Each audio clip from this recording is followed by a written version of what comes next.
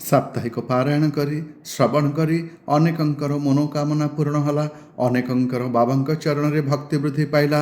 अनेक शिरडी यात्रा करी श्री साईनाथंकर पावन दर्शन लाभ कले। अनेक सेवा काम ब्रती हुई बाबांकर करुणा लाभर सुजोग पाइले। अनेक गुरुजींकर प्रत्यक्ष सान्निध्य आसिले। एहीपरि निज निजर भाव अनुसारे असंख्य भक्त उपकृत हेले। भक्त माने सेमानकर अनुभूति लिखित आकार बयान देले, जहाँ साई निर्मल प्रकाशित है। केतेकंकर क्षणिक सांसारिक मोह तुटिबा सहित बाबांक प्रति अनन्य भक्ति जात होई वैराग्य लाभ होला। एपरि केही भक्त नथिबे जे पारायण रे योगदान करी एहार रसमाधुर्य लाभ न करिछि। जेमिति भागवत पारायण समय श्रोता और भक्त माने भगवानकर अंतरंग सान्निध्य अनुभव करती। जेमिति सुंदरकांड और हनुमान चालीसा पाठ समय हनुमान और प्रभु रामंकर उपस्थिति मन कराए, सेमिति श्री साई सच्चरित पारायण समय भक्त माने बाबांकर उपस्थिति अनुभव करने लगिले।